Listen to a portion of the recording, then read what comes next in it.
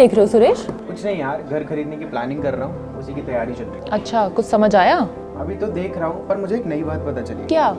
यही कि घर खरीदने पर टैक्स देना होता है। अच्छा तुमने और तुम्हारे पति ने तो अभी घर खरीदा था ना, तुम्हें तो नॉलेज होगी इस बात की। यार, मुझे इस बारे में ज्यादा आइडिया नहीं है। मेरे पति पंकज को पता होगा।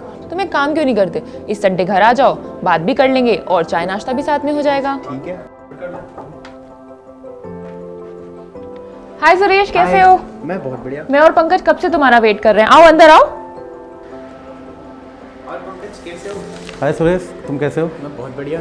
और शालिनी बता रही थी कि तुम घर खरीदने की तैयारी में हो। हाँ यार, बहुत दिन से किराए के घर पे रह लिया, अब सोच रहा हूँ कि खुद का घर खरीद लूँ। बहुत अच्छा डिसीजन है यार ये तो।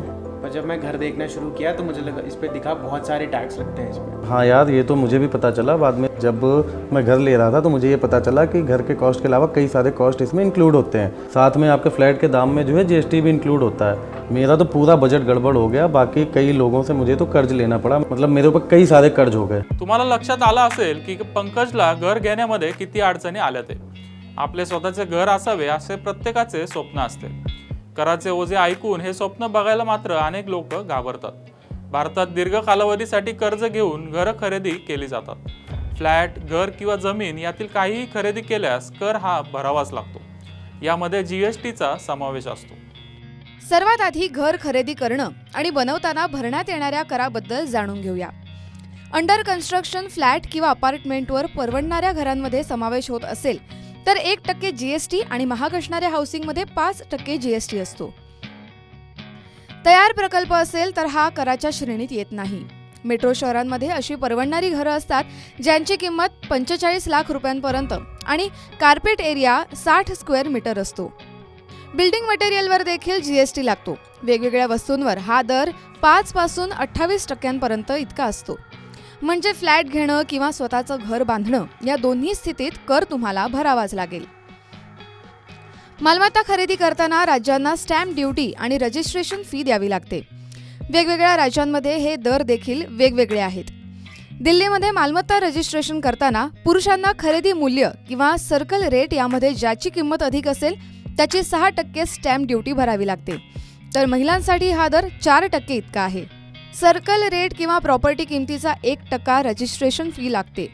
या व्यतिरिक्त ट्रान्सफर ड्युटी देखील भरावी लागते.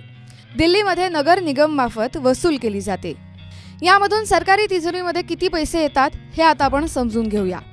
प्रॉपर्टी कन्सल्टंट नाईट फ्रँकच्या अहवालानुसार 2022 मध्ये मुंबईमध्ये 1,21,000 पेक्षा जास्त रेसिडेन्शियल प्रॉपर्टीचं रजिस्ट्रेशन झालंय. यामधून महाराष्ट्र सरकारच्या तिजोरीत स्टॅम्प ड्युटी आणि रजिस्ट्रेशन फीच्या स्वरूपात 8,887 कोटी रुपये जमा झालेत. तसंच 50 लाख रुपयांपेक्षा जास्तची मालमत्ता खरेदी केल्यास प्रॉपर्टीच्या एकूण किमतीच्या 1% रक्कम टीडीएस म्हणून आयकर विभागाकडे जमा करावी लागते. जर तुम्ही गृहकर्ज घेत असाल तर प्रोसेसिंग फी, टेक्निकल व्हॅल्युएशन आणि लीगल फीवर बँक जीएसटी वसूल करते. घर खरेदी केल्यानंतर त्यामध्ये राहताना देखील प्रॉपर्टी टॅक्स भरावा लागतो. यामध्ये रस्ता, sewerage system, park, street light यासारख्या सुविधा वापरण्यासाठी आणि दुरुस्ती याचा समावेश असतो. जमिनीच्या बाबतीत हाऊस टॅक्स जात नाही. या व्यतिरिक्त मात्र पाण्यासाठी कर भरावा लागतो. जर तुम्ही एखाद्या हाऊसिंग सोसायटीमध्ये राहत असाल तर मेंटेनन्स चार्ज म्हणून 7,500 रुपयांपेक्षा जास्त रक्कम भरत असाल तर त्यावर 18% जीएसटी लागतो.